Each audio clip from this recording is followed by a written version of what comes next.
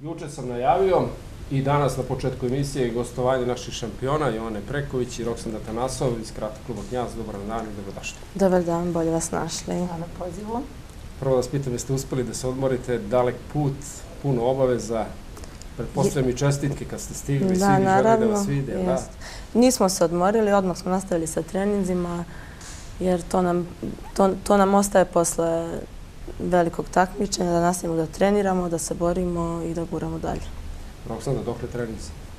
Treninzi, nema pauze. Mi smo ove godine leto iskoristili da se malo odmorimo, napravili smo dužu, da kažem, tu neku opštu pripremu. Ušli smo polako sada pred Okinavu u specifiku, što se kaže onako specifičnu takmičarsku formu. Planirali smo da godinu završimo ovako, tako da sve ide po planu. Sada nam je u planu da ova 2 meseca treniramo, da odemo na 2 međunarodna kampa i da u januaru mesecu izađemo na Paris Open na prvu Premier ligu 2018. godine. Da ste obratili pažnju, uopšte najavi nisam ni rekao zašto gostujete, zato što cijela Srbija zna veliki odjek ovoga puta i čini mi se sve veći odjek ima karate kao sport u Srbiji. To je zato što se potpuno približa olimpijskoj porodici, jer se to osjeća u svakodnevnoj komunikaciji? Osjeća se, naravno. S obzirom da sam sad osvojila zlatnu medalju posle evropske, zato što sam imala jako težak period, jer teško sam nalazila motivaciju, da se motivišem da se borim. Sada je ova medalja jako mi znači, pomogla mi je dosta na samopouzdanju i osjeća se naravno da je karate ušao olimpijski sport, da se približava olimpijada i da samo treba da se trenirate.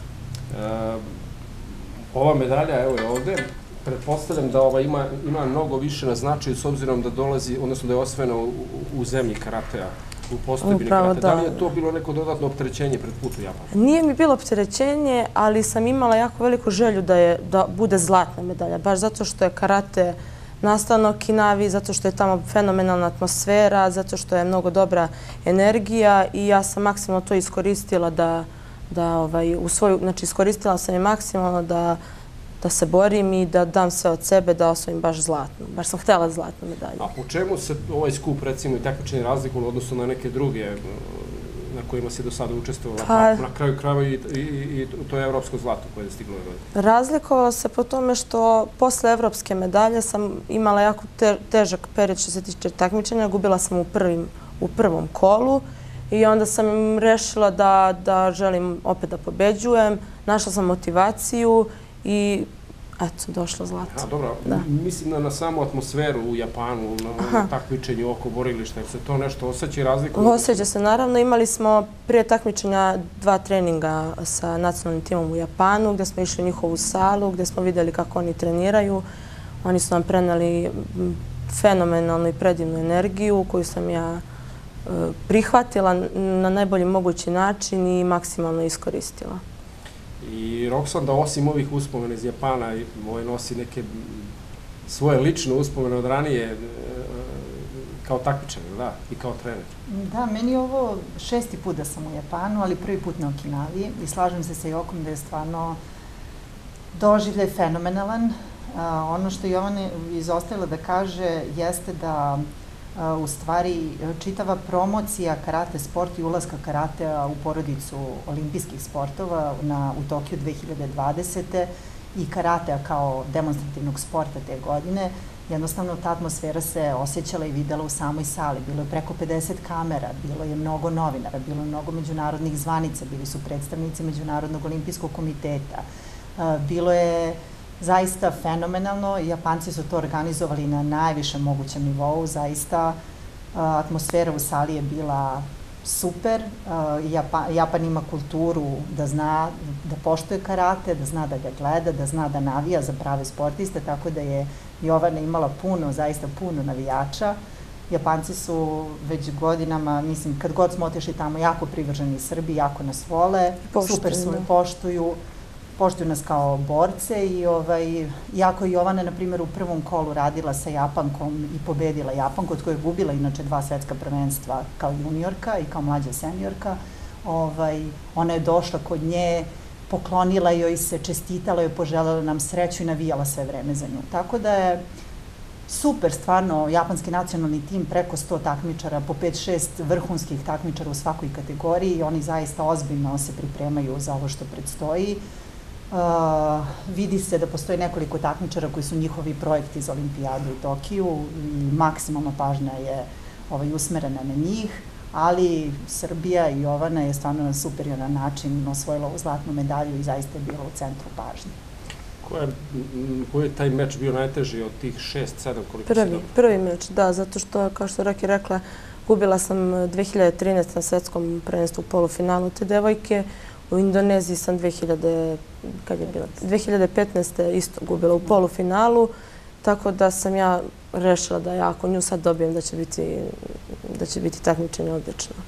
I onda mi je prvi meč bio najteži i polufinale kad sam se borila sa svetskom prvakinjom koja je iz teže kategorije prešla u moju kategoriju zbog olimpijskih igara, zbog samog plasiranja na olimpijske igre i tu sam isto, baš sam skupila snagu da je pobedim i da uđem u finale. Roksanda je roditelj i kažu da roditelji ne primećuju koliko im deca porastu ili napreduju u odnosu na neki prethodni period jer su sa njima svaki dan. Pretpostavljam da mnogo toga ne primećuješ i kada je u pitanju Jovana Prekuć, ja primećujem da je potpuno sazrela, da je to neka drugačija forma i mnogo je mirnija, recimo, pa čak i u odnosu na prošlu godinu. Jovana iz takmičenja u takmičenje sazreva u svakom smislu te reči i ovo što govori Jovana da je imala jedan težak period, zaista smo prošli kroz 3 meseca, mogu slobodno da kažem, nekog sportskog pakla iz jednog jednostavnog razloga, ne zato što toliko zbog motivacije, jer smo namerno posle prvenstva Evrope oborili formu. Ove godine Jovana je zaista imala fenomenalnu sezonu koja je započeta na superioran način osvajanjem zlatne medalje u Parizu, zatim Evropsko prvenstvo, još par Premier liga gde je uzela medalje. Bilo je fenomenalno. Jednostavno nije nam bilo posle leta, bio nam je zadatak osnovni da Jovana bude zdrava, da sitne povrede koje su se javile saniramo, da ojačamo i da se lepo pripremimo za 2018. godinu. Ono što smo rekli pre 3 meseca jeste da će Jovana biti spremna za Okinavu i to svi znaju i u medijima smo to rekli i uspostavilo se naravno da smo u pravu zato što radimo sistemski planirano, imamo već formulu što je najbitnije jer smo ove godine jurili sve vreme da nađemo tu neku formulu koja će nam doneti u jednom haotičnom sistemu kvalifikacija za olimpijadu 2020. koja će nam doneti, koji je pravi recept u stvari. Mislim da je jako puno takmičenja, više ne tempirate formu za svetsko i evropsko prvenstvo, nego svaka Premier liga je maltene svetsko prvenstvo za sebe, gde imate po 2 takmičarske iz jedne kategorije iz jedne zemlje u kategoriji, što znači da možete da dobijete 2 Japanke, da radite sa 2 Japanke, 2 Francuskinje, 2 Turkinje, što je čak slobodno mogu da kažem i teže od svetskog prvenstva.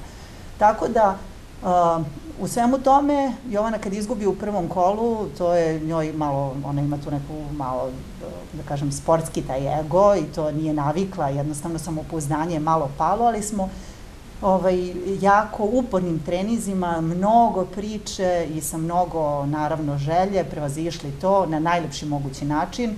Jovana je već na ligi koja se organizovala vikenda pre Okinave pokazala u meču sa Sanjom Crkutom, koja je posle Jovane naša najuspešnija karatiskinja, gde je dobila rezultatom 7-0, pokazala je da jednostavno je ta iskrica neka se pojavila, da je spremna da odradi trenutno meč na jako visokom nivou i što je samo potvrdila u Japanu. Ono što je zanimljivo da je ona nije izgubila ni jedan poen tamo, čak nije imala ni jednu kaznu, da je bila non stop u fazi napada, nije se povlačila, bila je jako onako sigurna i super i ja sam kao trener prezadovoljna.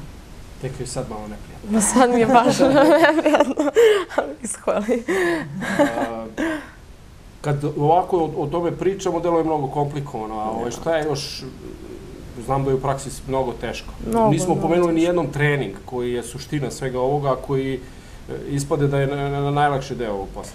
Pa znate kako, kao što sam rekla, posle evropskog prvenstva jako mi je bilo teško naći motivaciju jer sam na evropskom prvenstvu radila neke stvari koje sam ja želela. Htela sam baš tako da postanem evropski šampion. I posle toga sam odmarala, imala sam pauzu i onda sam teško krenula na pripreme i tu sam se vukla, bukvalno, ja nisam stvarno mogla da se nateram da zašto sad se spremam. Zato kao olimpijske igre su 2020, zašto sad? Da, ima vremena. U stvari sam shvatila da kad sam otišla na prvu ligu posle pauze, da u stvari nema vremena i da ja moram mnogo da radim da bih, ako hoću da osvojim normu. Dobra stvar je što sljedeće godine je svetsko prvenstvo koje se održava u novembru i prvak ko osvoji prvo mjesto ide direktno na olimpijske igre i mislim da mi je to sada glavni cilj da osvojim zlatnu medalju na svetskom prvenstvu i da idem direktno. A gdje je privatan život u toj cijeloj priči? Molim? Gdje je privatan život u cijeloj priči? Ma tu je, može sve. Samo se dobro organizuješ, malo odem na fakultet, malo sa dečkom, malo sa prijateljima. Može sve samo da se dobro organizujemo. A i Roxanda, naravno, izlazim i u susret, dobro se dogovaramo i dobro energija, sve kako treba. Pa dobro, Roxanda to zna kako se radi. Da. I kao takmičar i kao trener. Da, pa dobro, ne dam ja Jovani da ode malo, da skrene levo ili desno, držim je na pravom putu, ona mi naravno veruje i to je najbitnije. Imamo zajednički cilj, živimo za to, to svi vide sa strane i prilazili su nam sad stvarno ljudi u Japanu, čestitali i jednostavno dobar je taj spoj. Mene i Jovane mislim da možemo... Dobre energije. Dobre energije. Pomenula je dečka, Ljubomora. Nije. Dečko je sportista, karatista, tako da nas razume u potpunosti, podržava i što je najbitnije. Dobro, je neko još od naših takmičara učestvuje u Japanu? Učestvovali su dva momka iz Srbije, Uroš Mjalković i Slobodan Bitević, svetski evropski prvak. Nažalost, nisu uspjeli da dođu do medalje, ali su se zaista dobro pokazali. Eto, toliko. Šta nismo pomenuli, a što smo pominjali uvek u nekim razgovorima. I kad pominjemo sport, mi stalno pominjemo taj problem. Novac. Pa da, mogu, počeli ste, razgovor je započet tako da sam ispitao Jovanu Boki da li se nešto promenilo ulaskom karate. Jeste se promenilo. Od prvenstva Evrope Jovana može to da kaže da jednostavno imamo drugačiji status. Kada je postala šampionka Evrope, jednostavno dobili smo od Ministarstva za sport, odnosno Olimpijskog komiteta, ušli smo u program, olimpijski program, gde smo dobili određena sredstva koja možemo da koristimo za odlazak i pripremu na velika takmičenja sa u cilju kvalifikacije na olimpijske igre. Ono što je jako bitno da spomenemo jeste da od ove godine, odnosno da smo dobili još jednu lepu stvar, a to je sponzora jednog iz grada, a to je kompanija Peštan, koji će biti Jovanin sponsor do olimpijade, do Tokija 2020. lični sponsor Jovane Preković i mislim da stvarno smo presrećni i to je ono najbitnije da možemo na miru da treniramo, da ne mislimo nekim stvarima kao što smo mislili do sada, da li ćemo skupiti novac da odemo na prvenstvo Evrope ili prvenstvo sveta. Očekujemo još da će još jedan partner biti opština Aranđelovac. Očekujemo da će nas predsjednik opštine uskoro primiti, da porazgovaramo malo o programu Jovaninom za iduću godinu i da će time naš neki mali tim, olimpijski tim biti kompletan. Eto, ne bi to nešto širili, nego jednostavno, eto, da možemo, kažem, da izguramo cijele 2 sezone do 2020. Koliko ti to znači? Roditelji su mnogo toga podneli u prethodnom periodu, porodica pa i klub. Pa naravno da puno znači. Mislim da dok nismo postali evropski šampioni, roditelji i klub je izlazio uvek u susret. Naravno pomagala i opština, ali dobiti sponzora zaista je stvarno privilegija. To u karatu retko ko ima i ja sam zaista zahvalna na tome. Ja ću se potruditi naravno da dolazim do najsjajnijih odličja i predstavit ću ih u najbolje mogućem svetlu. Eto, to toliko. Roxandina porodica, koliko trpi? Kad bi se kamera okrenula na drugu stranu, znali bi koliko trpi i ostali. Pa, sportska porodica, suprug, pre svega Dragan je, stvarno, moj suprug je jedan divan čovjek bez koga stvarno ne bi mogla ništa od ovoga da postignem. On je tu da me zameni kad treba Oni posmatraju, gledaju svaki put online, gledaju mečeve, oni znaju da smo mi u Japanu, pitaju kako je rade, kako ste, znači svesni su svega, malo se užele, normalno, ali jednostavno sve uspevamo da izguramo kako treba za sada. Kratko još dve stvari. Nacionalni tim Bugarske. Imamo još jedan rezultat tamo. Da. Imamo Aleksandra Stubleva sa kojom radimo već 2 godine i koja se povremeno dolazi ovde na treninge i takmiči se za naš klub kada je liga u pitanju. Jo, ne premlati komačku. Osvojila je 3. mesto u svojoj kategoriji, što je zaista fenomenalan rezultat za Bugarsku. I tako, to je... Poslednje pitanje, klub? Klub isto puno trpi. Sada, kako da vam kažem, ovo je neka misija na kojoj ipak imamo neke ciljeve koje nam se ne poklapaju. Dobro, tu su drugi treneri koji rade dobro svoj posao. Upravo tako. Znači, klub trpi moje neangažovanje, ali Aleksandar Ivanović i Uroš Vojinović su zaista fenomenalni. Najmlađi takmičari nas sa svakog takmičenja obraduju medaljama, raduju se našim uspesima. I eto, svi smo nekako u tom nekom zajedničkom projektu i svi živimo za tu neku veliku medalju, nešto sjajno i veliko. Ali se nešto promenilo kad se sestre Preković potuku kući, ko je bolje? Ja, naravno. Ja vladam. Šalim se. To taj ego tad proradi? Jeste, da. Možda više nego... Da, mi sad sve po dogovoru. Ranije je to bilo ko je jači, on vlada. Sad, kako se dogovorimo, tako i sve funkcioniše. Dobro se slažemo i sve kako treba, baš onako lepo. Za kraj razgovora, kakvi su planovi sad do kraja godine? Rekli smo ta 2 kampa, tako ako sam dobro razumeo? Jeste, tako je. U 7. decembra idemo za Slovačku, odnosno 5., 6. i 7. decembar bit ćemo u Slovačkoj na međunarodnom kampu na kome učestvuje 7-8 zemalja, Ukrajina, Belorusija, Slovačka, Poljska, Mađarska. Idemo čisto na neke sparinge, što bi nam odgovaralo za ovaj period. Još jedan međunarodni kamp je planiran u januaru i treninzi, danas 2 treninga i sutra 2, iako se još nismo odmorili i spavale, ali jednostavno rad. Hoće li se ono obraziti? Ne dozvoljavam. Znam neki put, samo poklopim Oksana i onda se vratim. Dobro, malo više priče danas, zato što nemamo to zadovoljstvo da vas tako često ugostimo. Stalno ste negde na putu, na treninzima, na takmičenjima. Želim vam puno uspeha u narednom periodu. Vidimo se tamo opet pred kraj godine da sumiramo, pa možemo kažemo najuspešniju godinu u tvojoj karijeri na sad. Da, definitivno jeste. Pa kako sam započela godinu, nadam se da će sljedeće godine biti još uspešnija. Mislim, sigurno hoće, zaista ću se potruditi, ali osvajanje evropske medalje je zaista kruna. Dobro, da budem i svetska. A to.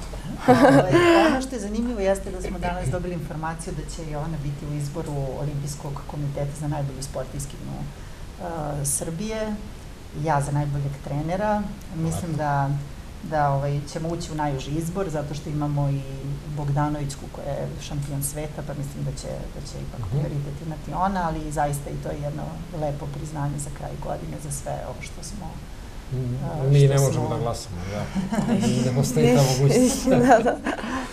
Hvala vam još jednom, čestitke za rezultat koji ste ostvarili, puno uspeha u ostatku ove godine, naravno.